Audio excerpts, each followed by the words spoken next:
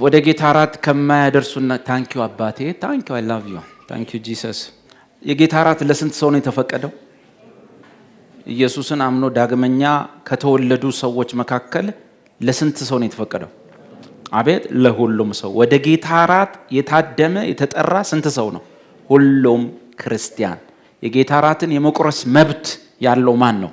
ሁሉም ክርስቲያን። ግን የጌታ ራት ከመደበኛው የቤታችን ምግብና ራት የተለየ ነው። ቂጣው ከጌታ ስጋ ጋር ምን አለው? ህብረት አለው። ጽዋው ከጌታ ምን ጋር? የኪዳን ደም ጋር ምን አለው? ህብረት አለውና አክብሮት ይፈልጋል። መታሰቢያነቱ ትልቅ ነገር ይነግረናል፣ ያሳየናል፣ ያመለክተናል። በቀራንዮ የተሰቀለውን ኢየሱስን አባቱ ከኛ ጋር በኢየሱስ ደም የተጋባውን ምን ኪዳን ስለሚያስታውሰን ስለሚያሳስበን ክብር ያስፈልገዋል። ነገሩን አዶር ማድረግ ያስፈልጋል። እና የጌታ ራትን ሊያግድ የሚችለን ምንም በጌታ አምኜ ብድንም ልጅነት ባገኝም ግን ለቅዱስ ራት ክብር አልሰጠህም ያስብለኝን ነገር ስፈልግ ጌታ ኢየሱስ የጌታ ራትን የሰጠው የፋሲካ ምሽት ላይ አይደለም። የፋሲካ ምሽት ላይ አይሁዶች ምን ነበሩ የተከለከሉት? የፋሲካውን ቂጣና ጽዋ የሚበላ የሚጠጣ ሰው ከእርሾ ይጠንቀቅ ነው ያለው። ኦኬ ጳውሎስ ለካ በአዲስ ኪዳን መጽሐፍት ውስጥ ኢየሱስም ጳውሎስም እርሾ የሚሉት ክርስቲያኖች ዳግም የተወለድን ቅዱሳን የእግዚአብሔር ልጅነትን የተቀበልን የእግዚአብሔር ቤተሰቦች ወደ ቅዱስ ራት ኢየሱስ ወዳዘጋጀው ገበታ ማዕድ ስንቀርብ ምንጠነቀቃቸው ነገሮች አሉ ማለት ነው። እነዛ ነገሮች እርሾ ብሏቸዋል። ምንድነው እርሾ? ፈለግን። ኢየሱስ ምን አለ? እርሾን መጀመሪያ የተረጎመልን ማን ነው? ጌታ ኢየሱስ። ከፈሪሳውያንና ከሰዱቃውያን እርሾ ተጠንቀቁና ተጠበቁ አላቸው። ምንድነው ሲሉት ባልገባቸው ሰዓት የፈሪሳውያንና የሰዱቃውያን ትምህርታቸው the doctrine of Pharisees and Sadducees ነው። ዶክትሪን ነው። ለዚህ ትምህርት ነው፣ ዶክትሪን ነው። የፈሪሳውያንና ሰዱቃውያን ትምህርት ምንድነው? ትምህርቱ ውጤቱ ምንድነው? በእነሱ ላይ ያመጣው አቤት። ሌላው ወንጌል ላይ ምን አለን? ይሄውም እርሾው የፈሪሳውያንና የሰዱቃውያን ትምህርት ነው። ይሄውም ግብዝነታቸው ነው። የትምህርቱ ውጤት ምንድነው የሚያደርግ? ግብዝ፣ ሂፖክራት፣ አስመሳይ። እቺን ሴት እንገራት አመንዝራለች። ከናንተ መሐል የሌለበት እልም ማስመሰል፣ ጻድቅ መምሰል ከምን ተነስተው? ምክንያቱም የነሱ ጽድቅ የተመሰረተው በምን ላይ ነው? አቤት የፈሪሳውያን የሰዱቃውያን ጽድቅ የተመሰረተው ምን ላይ ነው? ሄደን ሮሜ 9 ገላትያን ማጥናት እንችላለን። ሮሜ 9 ላይ የራሳቸውን ጽድቅ ሲያቆሙ ለእግዚአብሔር ጽድቅ አልተገዙ። በኢየሱስ ክርስቶስ የሚያምኑ ሁሉ ይጸድቁ ዘንድ ክርስቶስ የሕግ ፍጻሜ ነበር። ዳሩ ግን የራሳቸውን ጽድቅ ሲያቆሙ ለእግዚአብሔር ጽድቅ አልታዘዙ። ስለዚህ ገላትያ 5 ላይ ሄደን አጠና ነው አይደለም? 1 2 3 4 5 አየ ነው። እናንተ በሕግ ልትጸድቁ የምትፈልጉ ከክርስቶስ ተለይታችሁ ወድቃችኋል። ይህ ማባበል ከጠራችሁ ከእግዚአብሔር ወጣ አይደለም። ጥቂቱ እርሾ ሊጡን ሁሉ እንዲያቦካ አታውቁምን? ኦኬ ጥቂቱ እርሾ የትምህርት እርሾ በጳውሎስ መልእክት ውስጥ ስንፈልግ ያገኘነው እርሾ ምን የሚል ትምህርት ነው?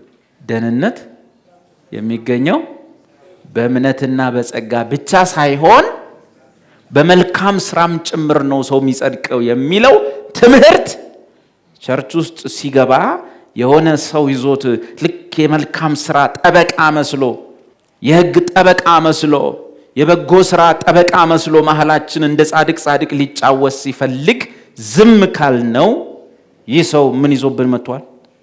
እርሾ። ያጋባዋል አያጋባው? ያጋባዋል። ጥቂቱ እርሾ ምኑን ሁሉ ያቦካል። እዚህ ነው ቸርች ላይ የሸለሉባት ለዘመናት። ራስን አጽድቀው የኮነኑ ማትረቡ አልቅስ ይልሃል። ሚድን የለም ይልሃል እግዚአብሔር። እዚህ ቤት አንድም ሰው አይድንም ይልሃል። ሲኦል ይታየኛል፣ መቃብር ይታየኛል፣ ገሃነም ይታየኛል። አልቅስ ያል ሰው እንዳልጸደቀ እያሰበ ሲያለቅስ ቆይ። እነዚህ ሰዎች እርሾውን መድረክ ላይ ይዘውት ወጥተው ማለት ማአሰው የመዳን ስሜት ሳይሆን የፍርድ የኩነኔ የሲኦል የገሃነም ትንሽ ሲያመው የእሳት ባህር የሚያይ ጴንጤ ማአት ነው። ሆስፒታል የገባ ቀን በቃ ስሞት የት ነው ብሎ እርግጠኛ የማይሆን ዘሶኮልድ ግን በወንጌል አማኝ ብዙ ነበር። ስለዚህ ወገኖቼ ይህች እርሾ ገላትያ 5 ላይ ያለችው የገላትያ 1 ጀምሮ ያለችው ነች። ተነባለች፣ አጥንተናታል፣ አውቀናታል። እሷም ፈሪሳውያንና የሰዱቃን እርሾ ትምህርታቸው፣ ግብዝነታቸው ውጤቱ ሂፖክራሲ ነው። ማስመሰል፣ ግብዝነት፣ ጻድቅ መሳይ፣ በራስ ጽድቅ ላይ መመስረት፣ የራስን ጽድቅ እያነሱ ሰዎችን አልዳንክም፣ አልጸደክም፣ እኔና አንተ እኩል መንግስተ ሰማይ እስቲ ከገባን እናያለን የሚል ነው። ሁለተኛውን እርሾ ስንፈልግ የት ጋር ነው ያገኘ ነው? አንደኛ ቆሮንቶስ ምዕራፍ 5 ላይ ምንድነው? የሥነ ምግባር እርሾ። ስለዚህ ንባቡን አነበብን። ወንድሞች ከሚባሉት አንዱ ሴሰኛ፣ ገንዘብን የሚመኝ፣ ጣዖት ቤት የሚሄድ ምናምን ከሆነ ከእንደዚህ አይነት ወንድም ተለዩ። ምን ተገኝቶ ነው? ምዕራፍ 5 ቁጥር 1 ላይ አስደንጋጭ ነገር ቸርች ውስጥ ተገኘ። ያንን ጳውሎስ ምን ብሎ ጠራው? ቶሎ በዚህ እርሾ ላይ ውሳኔ ይወሰን፣ ያለዚያ ይሄ ጥቂት እርሾ ዝም ከተባለ ጉባኤው በሙሉ ልክ ይመስለውና ነገሩን ይቀጥለዋል። ምን ተገኘ? ምንድነው የተፈጸመው? ሰኞ ስላየ ነው። በአሕዛብ እንኳን ማይገኝ ነው። የአባቱን ሚስት ያገባ ሰው ይኖራል ወይ? መሐላችሁ ቁጭ ብሎላችኋል። ምን ያገባ? የአባቱን ሚስት እንጀራ እናቱ ከአባቱ ቀምቶ። ምናልባት ሰውየው በጌታ ከሆኑ እዛው ቸርች ነው የሚመጡት፣ እሳቸው እዛ ጋር ይሆናሉ፣ እሱ ከሴትዮዋ ጋር እዛ ጋር። እሱ ጌታ ይባረክ ይራሹ ላማንዴ ሳማን ምናምን ይላል። ቆሮንቶሶች በልሳን አንደኛ ናቸው። አባትየው ደግሞ ከዛ ሆኖ ተወጋ ይሉታል። አንተን ብሎ ክርስቲያን ሲያው ሰው ትመስላለህ፣ አንቺማ በኢየሱስ ስም ይላሉ። አሕዛብ ደግሞ ከሆኑኝ ሰው የቸርች የማይመጡ ከሆኑ ደግሞ ምን ብለው ነው የሚያስቡት? አቤት ክርስቲያኖች የሚገርም ሃይማኖት መጥቷል፣ ዱርዬ እንኳን ሚስቴን አልቀማኝም።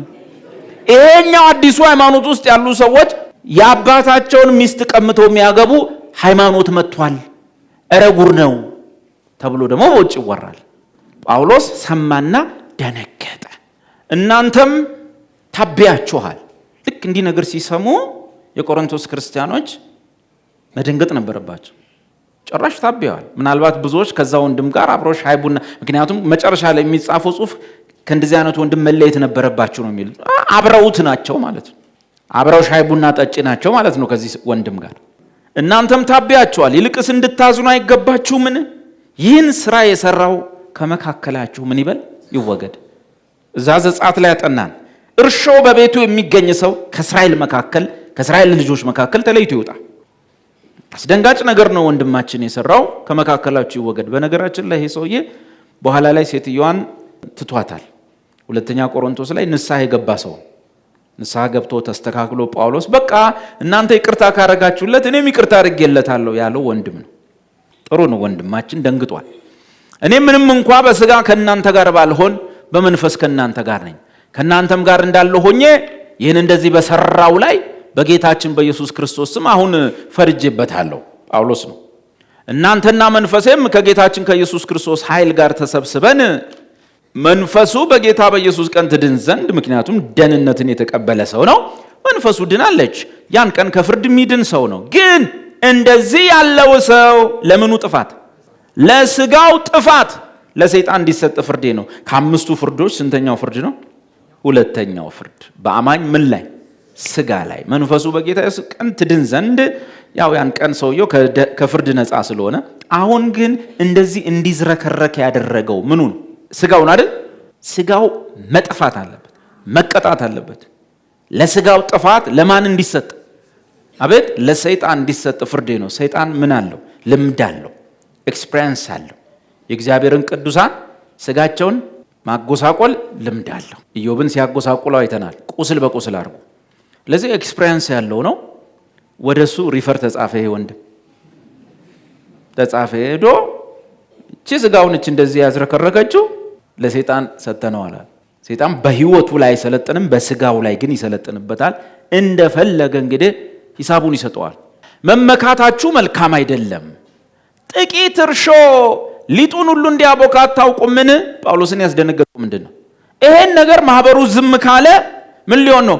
አንተ በአዲሱ ያኔ ክርስትና አዲስ ሃይማኖት ነው። በዚህ አዲሱ ሃይማኖት እኮ የአባትን ሚስት ሁሉ መቀማት ትችላለህ። ኧረ እባክህ! አዎ፣ ኧረ ምን የእናትሽን ባሉ መውሰድ ትችያለሽ። ከዛ የሌለ ማህበረሰባዊ ቀውስ የሚያመጣ ክርስትና ሊመጣ ጳውሎስ ደነገጠ። እንዴት ዝም አላችሁ? እንዴት ትመካላችሁ? ጭራሽ በደጅ ላለው ሰው እኮ መልእክቱ ጥሩ አይደለም። ጥቂቱ እርሾ ምኑን ሁሉ ያቦከዋል፣ ሊጡን ሁሉ ያቦከዋል።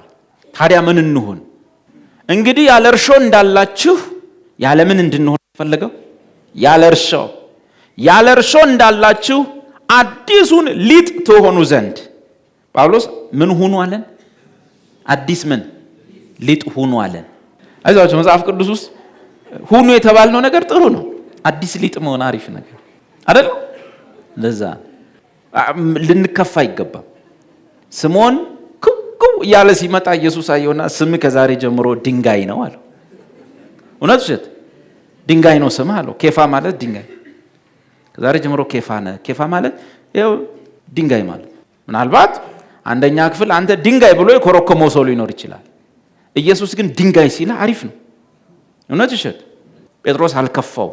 እንደውም ደስ ብሎት ብቻውን ድንጋይ ላለመባል በመልእክቱ እሱ ብቻችን ቃል ጻፈ። አንደኛ ጴጥሮስ 2 እናንተም ራሳችሁ ሕያዋን ድንጋዮች ሆናችሁ ማን ድንጋይ ተብሎ ይቀራል? ባጭሩ ምንድነው? አጠገብ ያለውን ሰው ምን በለው ነው? ድንጋይ በለው እስቲ እንደማለት። ይከፋቸዋል? አይከፋቸውም አይደል? አሪፍ ነው። ሲያጠገብ ያለውን ድንጋይ በለው። ችግር የለውም። የኛ ራስ ራሱ ምን ተብሏል? ድንጋይ ተብሏል። የማዕዘኑ ራስ ድንጋይ ኢየሱስ ክርስቶስ አይደል? የኛ ራስ ድንጋይ ተብሏል። እስቲ አጠገብ ያለውን ድንጋይ ራስ በለው። አየ ቸርች ውስጥ ሁሉም ውጭ የሚሰድቡን ሁሉ በረከት ነው እኛ ጋር። እውነት ውሸት? እውነት ነው። ሀብቴን አባትየው በስንዴ የመጣ ሃይማኖት ውስጥ ገብተህ ሲሉት ልክ ነው አባቴ፣ የኛ ሃይማኖት በስንዴ የመጣ ነው አለ። ምን ማለት ነው አሉት። ኢየሱስ የስንዴ ቅንጣት ነኝ ብሏል። አሪፍ አይደለም? ስድባችን ራሱ በረከት እኮ። ግን የኛ ሃይማኖት በስንዴ እንዳልገባ በአንድ ነገር ማወቅ ትችላለህ። ድፎ ዳቦ የሚበዛው የት ነው?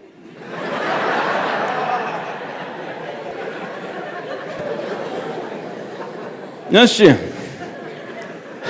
እንግዲህ ያለ እርሾ እንዳላችሁ ምኑን ትሆኑ ዘንድ ነው ይሄን ሁሉ ያስወራኝ? እንግዲህ ያለ እርሾ እንዳላችሁ አዲሱን ሊጥ ትሆኑ ዘንድ። ዋው! ጳውሎስ ምን አለ? አዲሱን ሊጥ ሁኑ። አሮጌውን እርሾ ምን አድርጉ? አስወግዱ። ፋሲካችን ክርስቶስ ምን ብሏልና? አርዷልና። ሌሎች የእርሾ ነገሮችን እንጨምራለን። እርሾን ትንሽ ኦኬ ይለጥፍላችኋል ቴሌግራም ላይ። በአዲስ ኪዳን ውስጥ የእርሾ ትርጉም አንድ የስህተት ትምህርት ጥቅሶቹን ሰጥተናል። የፈሪሳውያን አስተምሮ የሙሴን ሕግ በመጠበቅ በመልካም ስራ ስለመጽደቅ የሚያስተምር ጥቅስ ሰጥተናል።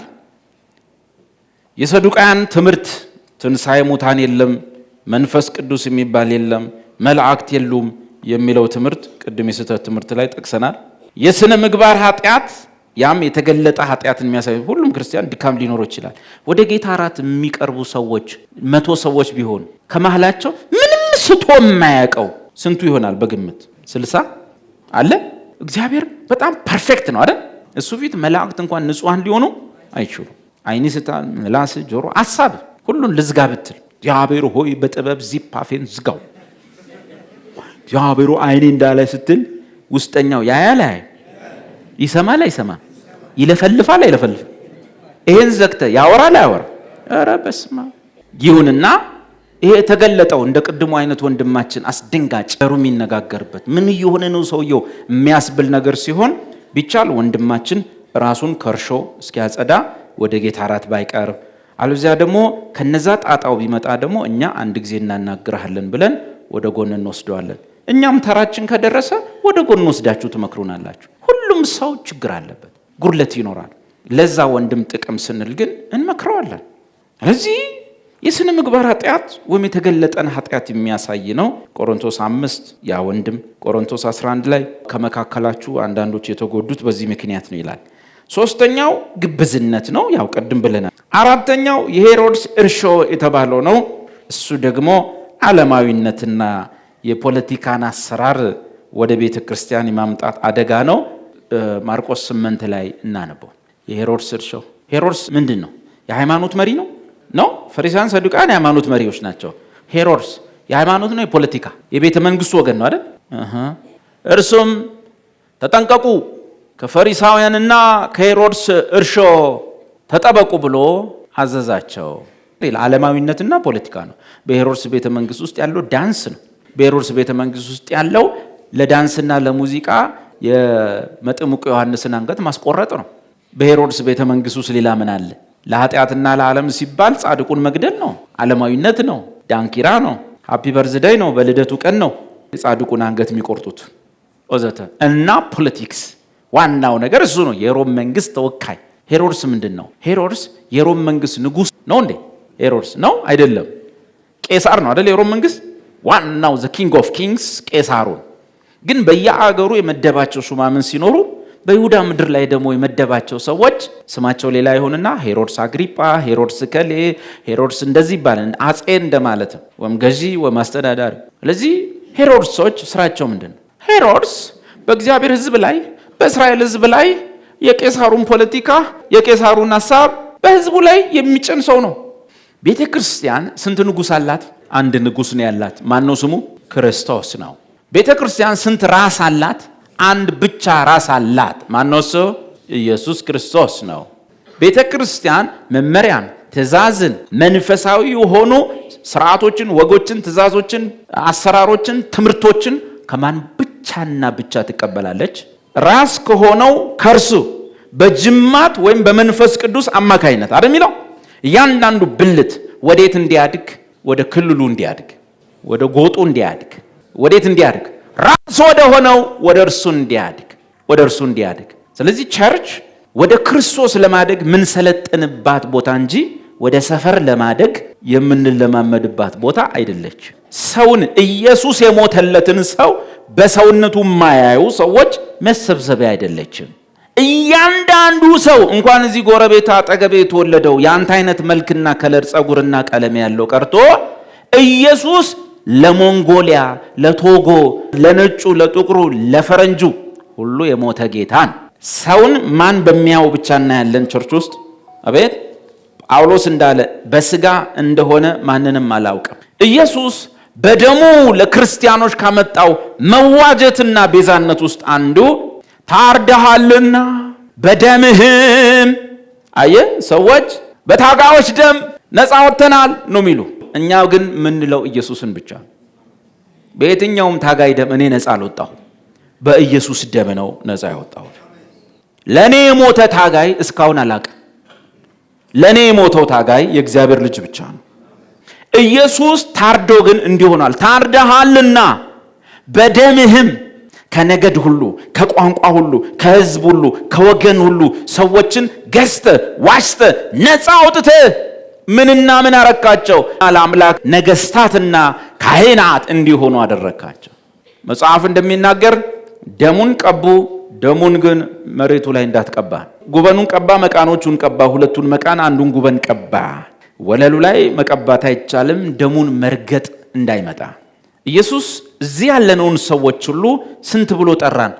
ብዙዎች ሳላችሁ አንድ ስጋ እንደሆናችሁ አታውቁም፣ አንዱን እንጀራ እንቆርሳለንና። ኦኬ፣ እዚህ ውስጥ እንግዲህ የደቡብ ልጅ አለ፣ የምስራቅ ልጅ አለ፣ የሰሜን ልጅ አለ። ቅዱሱ ቃል ቅዱሱ መጽሐፍ ግን ስንት ናቸዋል? አንድ። ይሄንን ወዳጅ፣ ይሄንን አንድነት፣ ይሄንን በመንፈስ ቅዱስ የተፈጸመ አንድነት፣ በኢየሱስ ደም የተፈጠረ ሰውነትን ትደክማለህ እንጂ አታፈርሰው። ዝም ብለህ ጊዜና እድሜን ጨርሰህ ትሞታለህ። ይቀጥላል። እስካሁን ክርስቶስ አካሉ አንድ ነው። እስካሁን የክርስቶስ አካል አንዲት ነች። እስካሁን ማንኛውም ሰው ወደድከው ጠላኸው በክርስቶስ ሲያምን እዛ አካል ውስጥ ገብቷል። በሚቀጥለው ህይወት ውስጥ ከነገር ከቋንቋ ከወገን መዓት ህዝብ ታያለህ። የኔ ሰፈር አይደለህም ማለት እዛ አትችልም። ሁላችንም በክርስቶስ የተቀበልነው የከሌን ልጅነት ሳይሆን የእግዚአብሔርን ልጅነት።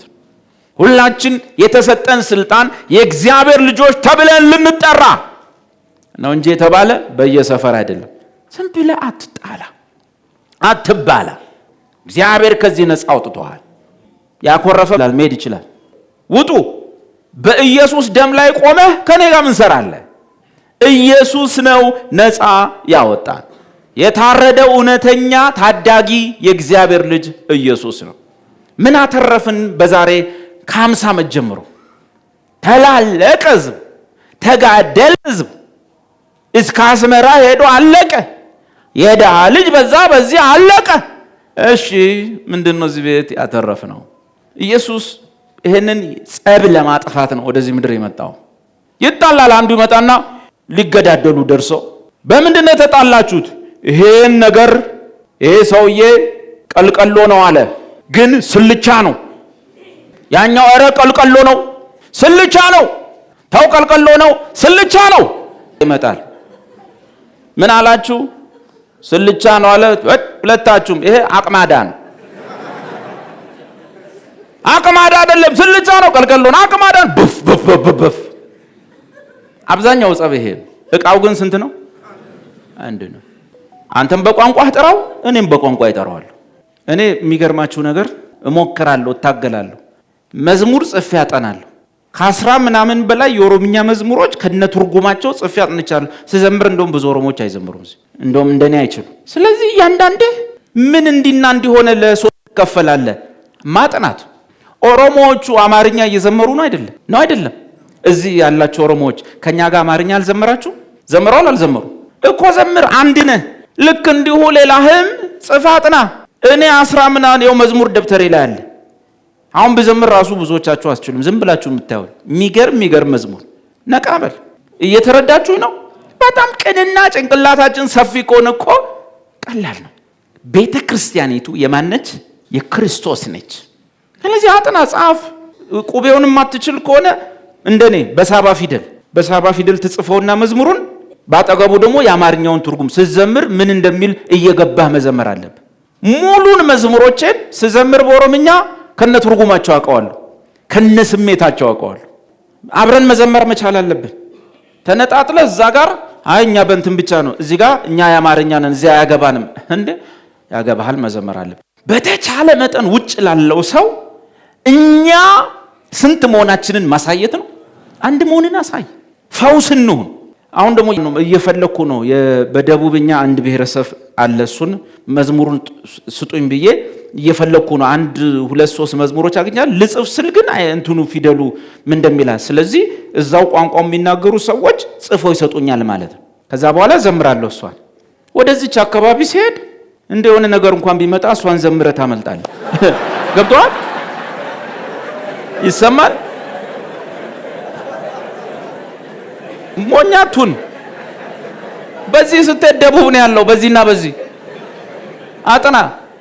3 መዝሙር ከዩቲዩብ ላይ አውርጄዋለሁ ልሰማው ማለት ነው። ግጥሞቹ ናቸው ያቃተኝ፣ እነሱን ደግሞ አጽፋለሁ፣ አጠናለሁ። የዛኔ ተማሪ እንዲህ ሲደራረግ እንደዛ እንዳመለጠው ልጅ ማለት ነው። አየህ፣ መዝሙር ያስመልጣል። ልመድ፣ ቻል፣ አጥና። 10 ምናምን መዝሙር ለምጃለሁ፣ ዘምራለሁ። ምንድነው ማዘምሩበት ምክንያት? ማታጠኑበት ምክንያት? ኳይሩን እያዘመርነው ነው፣ እያስጠና ነው። ለምን ታውቃለህ? ሰዎች አብረን ካልዘመርን 2 ነው የሚያደርጉን። ይሰማል? 2 ያደርጉናል። ደቦች ስትበዙ ደግሞ 3 ያደርጉናል። አንዱ ይመጣና ቸርቹን 3 ስንት ነን ግን? 1 ነን። በማንደም ስታገቡም እንደዛው ነፃውን ምትወዳትንና ዶክትሪን የምታቀን እህት አግባ እንጂ አገር ቤት ሄደ ከማቴዎስ ቀጥሎ ምን እንደሆነ ማታቅ የአገር ልጅ እንደሆነች ብቻ አስብ ማግባት። እንዴት ነው አብራችሁ የምትጸልዩት? እንዴት ነው አብራችሁ የምትጓዘው? እንዴት ነው የምትግባቡት? እንዴት ነው? አንተ ይሄን ሁሉ ገብተህ ክርስትና እርጋታ ነው፣ ልሳን እንደዚህ ነው ምናምን ብለህ እሷ ማታ ተነስታው አጣባ ሳራባ ካታባ ያብትል እንዴት ነው አብራችሁ የምትኖሩት? እዚህ የተማርከው ሌላ፣ እሷ ሌላ። አየህ፣ ለዚህ ጉዳዩ ሰፈርን መፈለግ ሳይሆን ከዚህ ጋር የምትሄድ እህት መፈለግ። ይሄ አሁን ያለው ትኩሳት ሁሉ ሲቀዘቅዝ፣ ይሄ ግን ይቀጥላል። ስለዚህ ያኔ የምታዋጣ በዚህ ውስጥ ያገኘሃት ሴት ነች። እየተረዳችሁኝ ነው? እግዚአብሔር ሆይ ከዚህ በላይ ካወራው እንደ መጥምቁ ዮሐንስ። እሺ የጌታ እራትን መቼ እንቁረስ ጊዜውን የሚለውን እሱም ብናይ የተሻለ።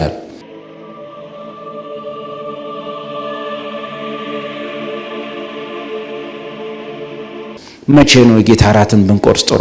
እንግዲህ መጽሐፍ ቅዱስ ውስጥ የጌታ እራትን መቼ እንቁረስ የሚል በግልጥ እንደዚህ ቀን ነው፣ በእንደዚህ ቀን ላይ የጌታ እራትን ቁረሱ የሚል ነገር በግልጥ እንደዚህ አይጻፍም። ግን ልባም የሆነ የመጽሐፍ ቅዱስ አጥኚ ሰው ምንድነው የሚያደርገው? ሐዋርያቱ መቼ ላይ ነበር ሊቆርሱ የሚችሉበትን የሚለውን መጽሐፍ ቅዱስ ውስጥ ቀኑን ለማግኘት እንፈልጋለን፣ ሰርች እናደርጋለን።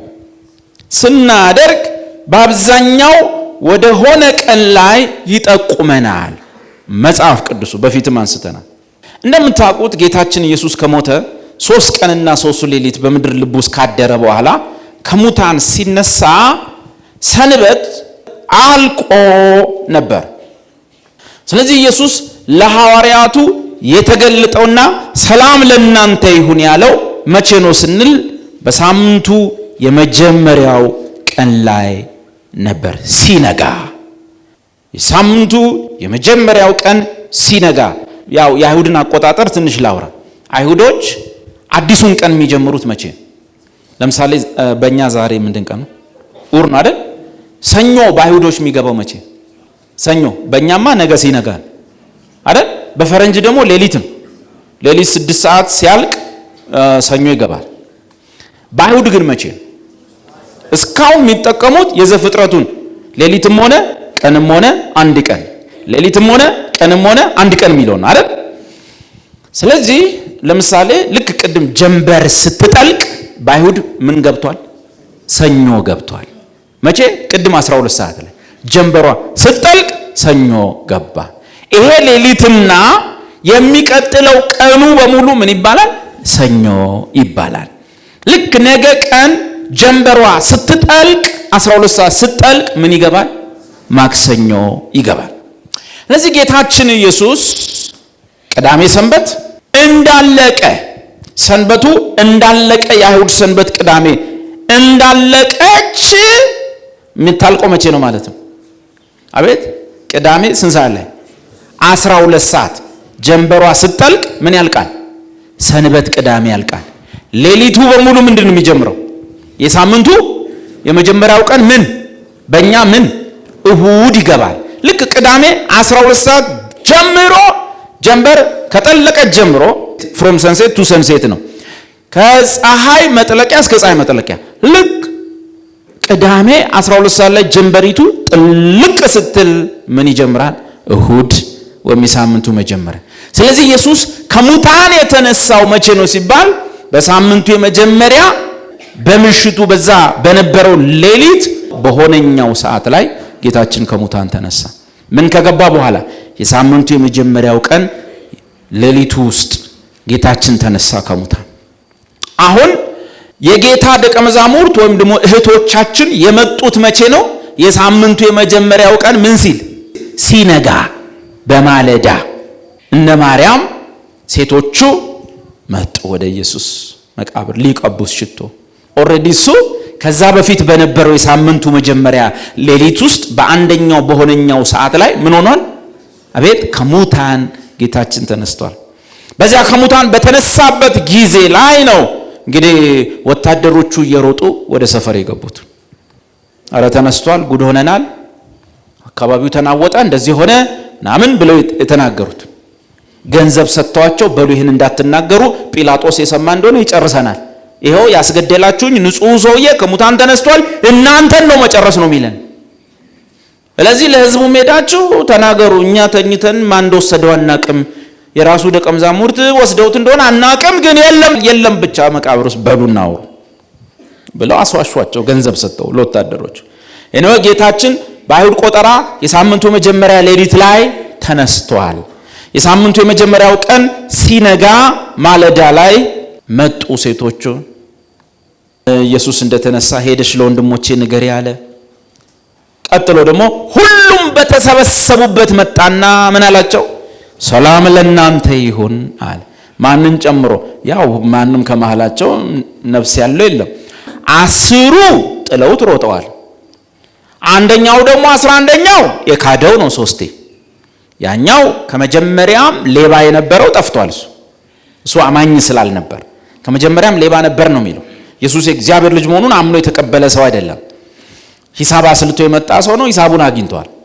ግን የቀሩት 11 ናቸው። ከ11ዱ አንዱ 3 ካደ፣ 10 ደግሞ ጥለውት የሮጡ ናቸው። ያንቀን ምሽት መጥቶ ግን ምን አላቸው?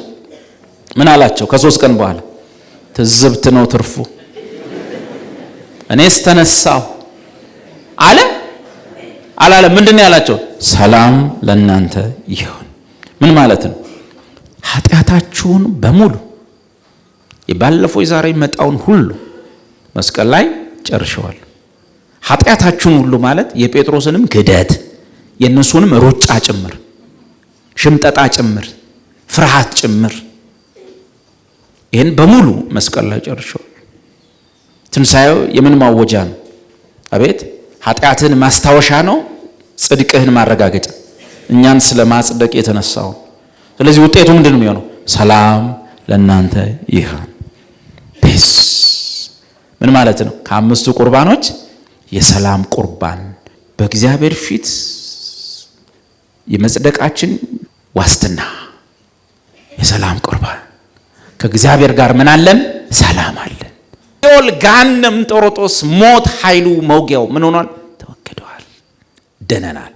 ስለዚህ ያን ቀን እርሱም ከሳምንቱ ፊተኛው በመሸ ጊዜ ደቀ መዛሙርቱ ሰብስበው በነበሩበት አይሁድን ስለፈሩ ደጆቹ ዘግተው ሳሉ ኢየሱስ መጣ፣ በመካከላቸው ቆሞ ልክ ማምሻው ላይ ልክ ማለቂያው ላይ ጀንበር ልጠልቅ አካባቢ ሁሉም ቁጭ ብሎ እያለ ሰላም ለእናንተ ይሆናል። ቀኑን ሙሉ እንግዲህ ሲተራመሱ ነው ያሉ። ሴቶቹም እያወሩ አይቼዋለሁ፣ ኧረ አይተነዋል፣ እንደው ምን እግርህን ልንካ ስለው ምናምን አትንኪኝ አለ። በኋላ ትንሽ ቆይተን ከዛችኛዋ ማርያም ጋር ስንመጣ ግን እግሩን ይዘን ሰግደንለታል። እውነታችሁን ነው። እነ ዮሐንስ ደግሞ ገብተናል፣ መቃብር ውስጥ ገብተናል። ጴጥሮስም ከኋላ መጥቶ እንደውም ሮጦ ገብቶ ሲያየው መግነዙ እዛው ባለበት ነው፣ እሱ ግን ከውስጡ የለም። እንደው እንዴት ሆኖ ይሆን?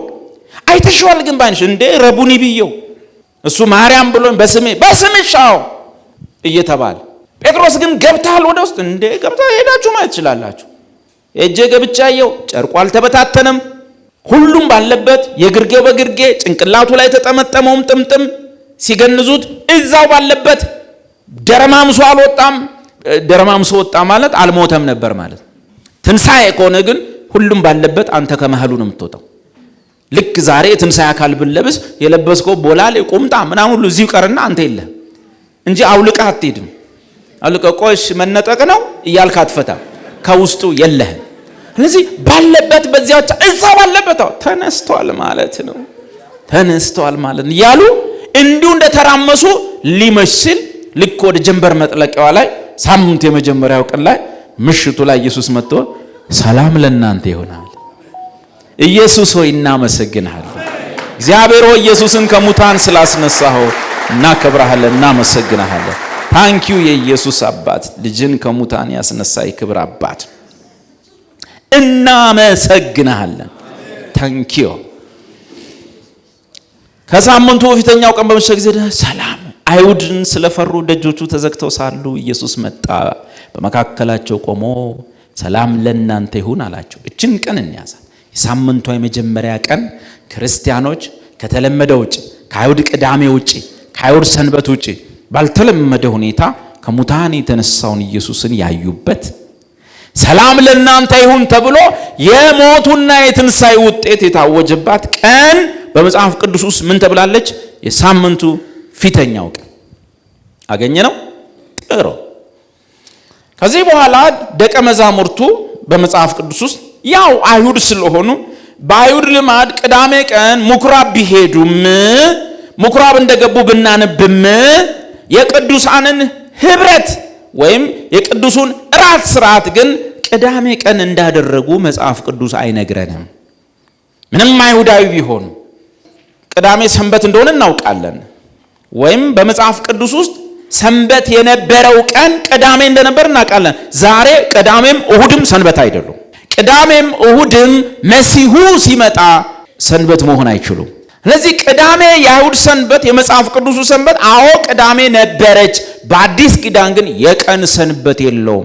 ሰንበት አካል ሆኖ መጥቷል። ኢየሱስ ወደ እኔ ኑ እኔ አሳርፋችኋለሁ ያለው ቅዳሜ ያላሳረፋቸውን ሰዎች ነው። ዛሬ ቅዳሜ ላይ ለማረፍ የሚጨናነቅ ሰው ወደ ኢየሱስ ቢመጣ ነው የሚሻለው። ኢየሱስ ነው እንጂ የሚያሳርፍ ቅዳሜ እንኳን ኢትዮጵያዊን አይሁድን አላሳረፈው። አንድ እሱ ግን ከደቀ መዛሙርቱ የምንረዳው ነገር አለ። በዚች ቀን ላይ ለዚች ለሳምንቷ የመጀመሪያ ቀን የሰጡት ትኩረት ያለ ይመስላል። ምንም ጥርጥር የለው። በሳምንቱ የፊተኛው ቀን የሚገርመው ነገር ለዚች ቀን ትኩረት እንዲሰጡ መነሻ የሚሆናቸው ደግሞ ራሱ ኢየሱስ ነው። በምን እናውቃለን? ኢየሱስ የሳምንቱ መጀመሪያ ቀን ላይ ከታያቸው በኋላ በማግስቱ ሰኞ አልታያቸውም፣ ማክሰኞ አልታየም፣ ሮብ፣ ሐሙስ፣ አርብ ኢቭን ቅዳሜ በአይሁድ ሰንበት ቀን አልታያቸውም። መጽሐፍ ምን ይላል? በስምንተኛውም ቀን ምን ማለት ነው? እሁድ ስንት ነው? 8 ነው። አሁንም ራሱ ጌታ ነው። እኛ ምን እናርግ? በስምንተኛው ቀን ከእሁድ 8 ነው። ሁሉም ተሰብስበው ቶማስም ባለበት መጣና አሁንም ሰላም ለእናንተ ይሁን አላቸው። ቶማስንም ስለምን ተጠራጠር? ኢየሱስ ራሱን ያብራራው ራሱን የገለጠው በአይሁድ ቅዳሜ ላይ ሳይሆን በሳምንቱ የመጀመሪያው ቀን። የሳምንቱ የመጀመሪያው ቀን ማለት እሁድ፣ አሃዱ፣ አንድ ሲቆይ ሰባተኛ እየመሰለን የመጣው ሰባተኛው ቀን አሁንም ማን ነው? ቅዳሚት ነች። ቅዳሜ አሁንም ሰባተኛ ቀን ነው። በመጽሐፍ ቅዱስም በዓለም ካሌንደርም እኛን የመጀመሪያው ቀን አሃዱ እሁድ ላይ እረፍት ስለምናረግ ስራ ስለማይሰራ ብዙ ክርስቲያን ሱቁን ስለማይከፍት ሰባተኛ ቀን እየመሰለን መጣን። ሁለተኛ ትምህርት ቤት ደግሞ ስንገባ ያስጀመሩን እንደ ፈረንጆች አይደለም። ፈረንጅ ሲያስተምር ሰንደይ፣ መንደይ፣ ቲውስደይ ብሎ ነው የሚያስጀምረው። ሰንደይ ብሎ ነው ካሌንደሩ የሚጀምረው። ልጆቹም ሰንደይ መንደይ ነው የሚጀምረው። እኛን ግን አስተማሪው ስራ በሚገቡበት ቀን ላይ አስጀመሩ። እሳቸው ስራ የሚገቡት ሰኞ ነው። ስለዚህ መንደይ፣ ቲውስደይ ምናምን እያሉ አስተማሩ። ከላም መንደይ ወይም ሰኞ የመጀመሪያው ቀን መሰለን፣ ግን ሰኞ ሁለተኛው ቀን ነው። አሃዱ እሁድ የመጀመሪያው ቀን። ቅዳሜ ወይም ሰባተኛዋ ቀን ቅዳሜ ነች፣ የታወቀ ነው። ግን እያልን ያለነው ዛሬ በአዲስ ኪዳን ቅዳሜ እውነተኛ ሰንበት አይደለችም። እውነተኛ ሰንበት ወይም እውነተኛው ቅዳሜ ማን ነው? ራሱ ኢየሱስ ወልድ የእግዚአብሔር ልጅ ነው። እና ወገኖች አሁን እችን ቀን ላይ ትኩረት አድርጉ። ከ8 ቀን በኋላ ነው የሚለው። ከእሁድ ስንት ነው? 8 በኋላ ደቀ መዛሙርቱ ደግሞ በውስጥ ነበሩ። ቶማስም ከነርሱ ጋር ነበር። ደጆች ተዘግተው ሳሉ ኢየሱስ መጣ፣ በመካከላቸው ቆሞ ሰላም ለእናንተ ይሁን አላቸው። በዚያው በሳምንቱ የመጀመሪያው ቀን ምንድን ነው ኢየሱስ ይህን ቀን እየጠበቀ ሰላም ለእናንተ ይሁን የሚል? እሺ ያሞኔ ይበሉ እስቲ። ሰላም ለአንተ ይሁን ያለኝ በአይሁድ ቅዳሜ አይደለም፣ በመጀመሪያው ቀን ላይ ነው። አዎ እሱ ሰላም ይሁን ያለኝ የአይሁድ ቅዳሜ ላይ ቁጭ ብዬ አይደለም፣ የመጀመሪያው ቀን ላይ መቶ ሰላም ለአንተ ይሁን አለኝ። ከዛ ቅዱስ መጽሐፍ ውስጥ የጌታ እራትን ወይም እንጀራውን በመቁረስ ይተጉ ነበር የሚል ደግሞ አነበብን። ሐዋርያት ሥራ ምዕራፍ 2 ቁጥር 41 42 ያመኑትም ተጠመቁ፣ የተጠመቁትም ደግሞ በሐዋርያት ትምህርት በህብረት እንጀራውን በመቁረስ በየጸሎቱም ይተጉ ነበር አለ። ይተጉ ነበር የሚለው ቃል ቶሎ ማድረግን የሚገልጽ ከሆነ እፈልጋለሁ መቼ ቀን ላይ ሊሆን ይችላል እንጀራውን በመቁረስ የሚተጉ? አንዳንድ ቦታ ላይ ዕለት እንጀራውን ይቆርሱ ነበር ይላል። ምናልባት የፍቅር ማዕድ የሚባለው ግን ከጳውሎስ ጉዞዎች ውስጥ አብረኖ ስንጓዝ አንድ ጥቅስ አገኘን። ሐዋርያት ሥራ ምዕራፍ 20 ከቁጥር 1 ጀምሮ ነው። ዋናው ሐሳብ ቁጥር 7 ላይ ነው። ከቁጥር 20 ጀምሮ አንድ የሚጠቁመን ነገር አለ። ከቁጥር 1 ጀምሮ ሐዋርያት ሥራ ምዕራፍ 20 ሁከቱም ከቀረ በኋላ ጳውሎስ ደቀ መዛሙርቱን አስመጥቶ መከራቸው፣ ተሰናብቷቸው ወደ መቄዶንያ ይሄድ ዘንድ ወጣ። ያንንም አገር እያለፈ በብዙ ቃል ከመከራቸው በኋላ ወደ ግሪክ አገር መጣ። በዚያ 3 ወር ተቀምጦ ወደ ሶሪያ በመርከብ ሊሄድ ባሰበ ጊዜ አይሁድ ሴራ ስላደረጉበት በመቄዶንያ አልፎ ይመለስ ዘንድ ቆረጠ። ቁጥር 4 የሸኙትም የቤርያው ሱሲጳጥሮስ፣ ከተሰሎንቄ ሰዎች አርስጥሮኮስና ሲኮንዱስ፣ የደርቤኑም ጋዮስና ጢሞቴዎስ፣ የእስያ ሰዎች ቲኪቆስ፣ ጥሮፊሞስም ነበሩ። እነዚህም ወደ ፊታችን አልፈው በጢሮአዳ ቆዩን። እኛ ግን ከቂጣ በዓል ቀን በኋላ ከፊልጵስዩስ በመርከብ ተነስተን በ5 ቀን ወደ ጢሮአዳ ወደ እነርሱ ደረስንና በዚያ 7 ቀን ቆየን። አሁን በመርከብ መጣና ጳውሎስ ጢሮአዳ ላይ ደረሰ። የደረሰባት ቀን ሰኞ ቀን መሆኗን ማወቅ እንችላለን። ሰኞ ቀን ነው የደረሰው።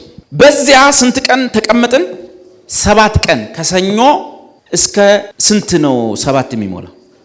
እስከ እሁድ ወይም የሳምንቱ የመጀመሪያው ቀን። ለዚህ ነው ሰኞ ያልኳቸው። የቆየው 7 ቀን ተቀመጠ። ቁጥር 7 ከሳምንቱ በመጀመሪያው ቀን ወይም በዚህኛው 7ኛው ቀን ላይ በተባለው ከሳምንቱ በመጀመሪያው ቀን እንጀራ ለመቁረስ ተሰብስበን ሳለን ነው ይላል። ቀኑ የሳምንቱ የመጀመሪያው ቀን። ከሳምንቱ በመጀመሪያው ቀን እንጀራ ለመቁረስ ተሰብስበን ሳለን ጳውሎስ እዚህኛው ቀን ጋር ለመድረስ በጢሮአዳ ስንት ቀን ቆይቷል? 7 ቀን ቆይቷል። 7 ቀን ምን አስቆየው ነው ጥያቄ። ምክንያቱም ይሄንን እንጀራ ከቆረሰ በኋላ በማግስቱ ተነስቶ ሄደ። 7 ቀን ጢሮአዳ ላይ እንዲቆይ ያደረገው ነገር አለ ማለት ነው። ምንም ሌላ ምክንያት አላገኘንም። የቆየበትን ምክንያት ያገኘነው አንድ ነገር ነው። በሳምንቱ የመጀመሪያው ቀን ላይ እሱ በቆየበት 7ኛው ቀን ወይም በሳምንቱ የመጀመሪያው ቀን ላይ ክርስቲያኖቹ እንጀራ ለመቁረስ ሰብስበዋል። ጳውሎስ ይህችን ቀን ይጠብቅ እንደነበረ ማረጋገጥ እንችላለን። በምን? ልክ እንጀራውን ከቆረሱ በኋላ በጠዋት ተነስቶ ጉዞውን ቀጠለ። ስለዚህ የቆየበት ሌላ ምክንያት የለም። የቀደሙ ክርስቲያኖች በሳምንቱ የመጀመሪያው ቀን ላይ ወይም በእኛ አነጋገር እሁድ ቀን ላይ እንጀራውን ለመቁረስ ይሰበሰቡ ነበር ማለት ነው። ለዚህ የጌታ እራትን የሚተጉ ከሆነ ቶሎ ቶሎ የሚያደርጉ ከሆነ ሊያደርጉ የሚችሉበትን ቀን ስናስስ ብዙ ንባብ ስንፈልግ ብንውል የሚጠቁመን ወደዚህኛው ቀን ነው። ለምንድን ነው እነዚህ ቀኖች የተመረጡት ወይም ይሄ ቀን የተመረጠው? የሳምንቱ የመጀመሪያ ቀን አንድ ጌታ ኢየሱስ ሰላማችንን ያወጀው፣ ከእግዚአብሔር ጋር መታረቃችንን የነገረው፣ ጽድቃችንን ያረጋገጠበት ቀን ቅዳሜ 7ኛው ቀን ሳይሆን እሁድ የመጀመሪያው ቀን አንድ። ሁለተኛ ሐዋርያቱም ከዛ በኋላ ይሰበሰቡና እንጀራ የሚቆርሱበት ቀን የሳምንቱ የመጀመሪያው ቀን ይመስላል። ቅድም ባነበብነው ጥቅስ ደግሞ የሳምንቱ የመጀመሪያው ቀን ነው እንጀራው የሚቆርሱበት። እሁድ ይተጉ ነበር። ሶስተኛው ጥንታዊ ልማድ ነው። በጥንታዊ ቤተክርስቲያን ውስጥ እስካሁንም ባሉ በቆዩ ቤተክርስቲያኖች ውስጥ የሳምንቱ የመጀመሪያው ቀን ወይም እሁድ የቅዳሴያቸው ቀን ነው ወይንም የቁርባናቸው ቀን ነው። የጌታ እራት የምንለው እኛ እነሱ ቁርባን የሚሉት የሚተጉበት ነው። ሌላኛው እኛና አይሁዶች የሕይወት ስርዓታችን፣ የኪዳን ስርዓታችን፣ ተስፋችን ሁሉ ነገር የተለያየ ነው። የቅዳሜ ሰንበት አንድን ነገር ነው የምትገልጥልን። ቅዳሜ 7ኛ ቀን ነች። ምንድን ነው የምታሳየው ሲባል እሁድ አሃዱ የመጀመሪያው ቀን ላይ መስራትን፣ ሰኞ መስራትን፣ ማክሰኞ መስራትን፣ ረቡዕ መስራትን፣ ሐሙስን መስራትን፣ አርብን መስራትን፣ 6ኛው ቀን ወይም አርብ ላይ ሰርተን እንጨርስና 7ኛው ቀን ላይ ማረፍ ስለነበረ የሚነግረን መንፈሳዊ መልእክት ምንድን ነው ሲባል ሰርቶ አንድ የሆነ ቀን ላይ ማረፍን ያሳየናል። ባጭሩ አሁን ስሩ አንድ ቀን ታርፋላችሁ የሚል መልእክት ሲኖረው፣ መጽሐፍ ቅዱስ ግን ሰንበት አሳርፏቸው ቢሆንስ ኖሮ ስለ ሌላ ሰንበት መናገር ለምን አስፈለገ ይላል። ስለዚህ የአይሁድ እምነት ነው፣ እውነት ነው፣ የዓለም ሃይማኖቶችን ሁሉ ይገልጣል። ሁሉም ጽድቅን ለመፈጸም እየተጣጣሩ ነው። ለምን? አንድ ቀን እናርፋለን ብሎ። የአይሁድ ሰንበት የሚገልጠው ቅዳሜ ሰንበት 7ኛው ቀን የሚገልጠው ሰርቶ አንድ ቀን ማረፍ ሲሆን የሳምንቱ የመጀመሪያው ቀን ላይ ግን ስሩ ነው ያለን። ሰላም ለእናንተ ይሁን። ስለዚህ የሳምንቱ የመጀመሪያው ቀን ሰላማችንን አረጋግጠን፣ የመጀመሪያው ቀን ላይ መዳናችንን አረጋግጠን፣ ኢየሱስ ገና ከመጀመሪያው ዘግተን ፈርተን ፈሪ ሆነን ከሃዲ ሆነን ሯጭ ሆነን ደንጋጭ ሆነን በተቀመጥንበት በሰራሁት ሰላም ለእናንተ ይሁን፣ በሞትኩላችሁ ሰላም ለእናንተ ይሁን፣ በእኔ ጽድቅ ሰላም ለእናንተ ይሁን፣ በእኔ መከራ ሰላም ለእናንተ ይሁን። ልክ ነህ 11ም ሮጠ ጥለኸኛል፣ አንድ ቀረው ያልከው ማንተ 3 ገረድ ፊት ክደኸኛል፣ ግን ሰላም ለእናንተ ይሁን። ምን ማለት ነው? ደካሞች ናችሁ አውቃለሁ። በሕይወታችሁ ውስጥ ድካም አለ አውቃለሁ። እስከዚህ ድረስ የሚሄድ ድካም አለ። እኔ ግን ስለ እናንተ ኃጢአት ስለዚህ ሁሉ ድካማችሁ ሞቻለሁ። ውጤት ሰላም ለእናንተ ይሁን። እና እኛ እንደ አይሁድ ለፍተን ተጣጥረን ሕግን ጠብቀን የሆነ ቀን እንጸድቃለን፣ የሆነ ቀን እናርፋለን፣ የሆነ ቀን እግዚአብሔር ሕይወት ይሰጠናል ብለን ሳይሆን ፈርተን ተቀምጠን ዘግተን ሸሽተን ሮጠን ገረድ ፊት ክደነው ከፊቱ በሩጫ ጠፍተን አናቀውም ብለን ሁሉ እንዲህ ተደናብረን በነበር ሰዓት ይሄን ሁሉ በደላችንን እሱ እዛ ብቻውን እሱ በዛ የብርድ ሰዓታት እሱ በዛ በጨለማ ሰዓታት እሱ በዛ በቀሳውስቱ ፊት ቆሞ እየተሰደበ ያላገጡበት እየተፉበት ምሽቱን ሙሉ እስኪነጋና ወስደው እስኪሰቅሉት እኛ እዚህ ተቀምጠን ሳለን እሱ እዛ በጥንቃቄ ካጠና ነው ጴጥሮስ ሶስተኛውን ክደት በካደባት ሰዓት በተመሳሳይ ሰዓት ነው። ጴጥሮስ እዛ ስንቴ ክደዋል? ሶስቴ ክደዋል። ልክ ሶስተኛውን እኔ መጥተው ሰውዬ አላቀውም ሲል ወደ ጴጥሮስ ዞር በርቀት በአይን ተያዩ። ያ ይክደዋል፣ ይሄ ደግሞ የኔ ደቀ መዝሙር እሱ ነው። ያጸና ነው ሰውየው ደቀ መዝሙር ይሄ የሚሸመጥጠኝ ይሄ የሚክደኝ ይሄ እንትን አሁን ደግሞ ይወጣና ይነፋረቃል ያለቅሳል እየየ ይላል። ከ3 ቀን በኋላ መጣለው በጎችን በግልገሎችን እንዲጠብቅ እንዲያሰማራ ሲኒየር ሐዋርያ ዋና አምድና ምሰሶ በአዲሲቷ ኢየሩሳሌም ከ12 ደጆች አንዱ አደርገዋለሁ። ማን ያ ገረድ ፊት ምትኝን ሰውዬ አላቀውም ይል እሱን ሰውዬ ከ3 ቀን በኋላ መጣለው ሰላም ላንተ ይሁን እለዋለሁ እንጂ ትዝብት ነው ትርፉ አልለው። ለምን ይሄን ሁሉ ኃጢያቱን ወስጄለታል። መቼ? ሳምንቷ መጀመሪያ ቀን ላይ ምስራች የሰማንባት ቀን ነች። ለዚህኛ ክርስቲያኖች ከአይሁድ ጠባይ እንለያለን። የአይሁድ ጠባይ የሃይማኖቶች ጠባይ ሰርተው አንድ ቀን ወደፊት ሊያርፉ ነው። እኛ ግን ገና ህይወት ስንጀምር በማረፍ ጀመር። ማን ሰርቶ አየ በማረፍ ከጀመርከው የሰራለ ማለት ነው። ማን? የእግዚአብሔር ልጅ እዚህ ምድር ላይ ስንመጣ ስራችንን ሰርቶ ጨርሷል። ከዚያስ ወደ እረፍቱ የገባ ይላል። አቤት ወደ ማረፍ ገብታችኋል። እኔ አሳርፋችኋለሁ ወዳለው መተናል። ወደ እረፍቱ የገባ ሰው ሁሉ እግዚአብሔር ከስራው እንዳረፈ እርሱም እንዲሁ ከስራው አርፏል። ስላረፍን የሚቀጥሉትን ቀናት እንሰራለን። ይሰማል። ስላሳረፈን እንሰራለን። አርፈናልና በማረፍ ኃይል ይሆንልናል። ማናቸውም የምንሰራቸው በጎ ስራዎች ሁሉ ለማረፍ የምንሰራቸው ማናቸውም የምናደርገው በጎ ነገር ኢቭን አሁን መጽሐፍ ቅዱስ እያስጠናው ምናስተምረው ምናጠናው ምንጸልየው መንፈሳዊ ነገር የምናደርገው ስነ ምግባር የሚኖረን በጸባይ የምንኖረው ለማረፍ ነው። አሜን። ስላረፍን በስራችን ለማረፍ ነው። በሰራው አርፈን በሰራው ስላረፍን ማረፍ ኃይል ይሆንልናል። በእረፍት ኃይል ይሆንልናል። አይሁድስ አይ ሰራና መጨረሻ ቀን ለማረፍ ሞክራለሁ አርፋለሁ። ሰሩ ቅዳሜ ደረሰች ቁጭ ብለዋል። ኢየሱስ ግን ቁጭ ብሎ ዝፍዝፍ ብሎ የተቀመጠውን አይሁድ መጣና እናንተ ሸክም የከበዳችሁ ምንም አልተሸከሙም። ቤታቸው ነው ቁጭ ያሉት። ሰንበት ነው ዛሬ እረፍት ቀን ነው። ውጭ እንኳን ርቀት አልሄድም። የሰንበት መንገድ የምትባል ርቀት አለች። ከዚች እዛች ሱቅ ደርሶ መጣ። ከዛ በላይ አልሄድም ብለው አረፍን ሲሉ ጌታ መጥቶ እናንተ ሸክም የከበዳችሁ ወደ እኔ ኑ እኔም ማሳርፋቸዋለሁ። ዛት ሚንስ እኔ እውነተኛው ሰንበት ነኝ። ማናቸውም ኢየሱስን በቅዳሜ ቀየረ፣ ኢየሱስን በእሁድ ቀየረ፣ በነፍስ ውስጥ እውነተኛ እረፍት የለው። ጥያቄ ነው ውስጡ ያለው፣ ጭንቀት ነው ውስጡ ያለው። ቅዳሜ ቀን ፈተና ይመጣል።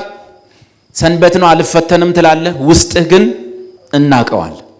ቅዳሜ ቀን አስተማሪ ነኝ ሰንበት ነው አላስተምርም ትላለህ፣ ውስጥ ግን ጥያቄ አለው። እሁድ አያሳርፍም። ዝም ብሎ አካል ስራ ፈቶ ይተኛል እንጂ እዚህ ውስጥ አያርፍም። በእግዚአብሔር ፊት ሰላም የለው።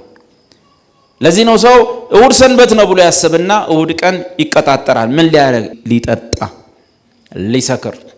እሁድ ለአብዛኛው የረፍቱ ቀን ሳይሆን የስካሩ ቀን፣ የድብድብ ቀን፣ ቤቱን መጥቶ የሚያስቸግርበት ቀን። ስለዚህ በቀን እረፍት የለም።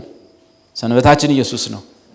እሱ አሳርፎናል። በሱ ስላረፍን ከህይወታችን የመጀመሪያ ቀን ጀምሮ ከአሃዱ ጀምሮ ከእሁድ ጀምሮ በረፍት እንጀምራለን። ወደ ስራ ምንገባው ወደ በጎ ነገር ሁሉ ምንገባው በማረፍ በተገኘ ኃይል ብቻ ነው። ስለዚህ ክርስቲያኖች ይህን ይመስላል በዚህ ምክንያት ሊመስል ይችላል። የሚሰበሰቡበት ቀን እንጀራው የሚቆርሱበትን ቀን መጽሐፍ የሳምንቱ የመጀመሪያው ቀን ላይ እንጀራ ለመቁረስ ተሰብስበን ሳለን ይላል። ስለዚህ ቅዳሜ አንቆርስም ማለት ነው፣ የሳምንቱ የመጀመሪያ ቀን። ግን ዳዊት ምን ችግር አለው? አንዳንድ ቸርች ሮብ ነው የሚቆረሰው፣ አንዳንድ ቀን ቅዳሜም ሊቆርስ ይችላል፣ አንዳንድ ቀን ሰኞም ሊቆርሱ ይችላሉ። ምናልባት ቀኑ ችግር ላይኖረው ይችላል። ግን መንፈሳዊ መልኩን እያጣ እየተዘናጋን ቀስ እያለን ሁሉንም ነገር እየቀየርን እንድንመጣ በር መክፈቻ ይሆናል። ጸጋ ይስጣቸው። ከእግዚአብሔር ከአባታችን ከልጁም ከኢየሱስ ጸጋ ምሕረትና ሰላም በሁላችን ላይ ይሆን። ተከናወኑ። የጸሎት ርዕሳችሁን ጌታ ይስማው ይመልሰው እንጂ ሰስኔ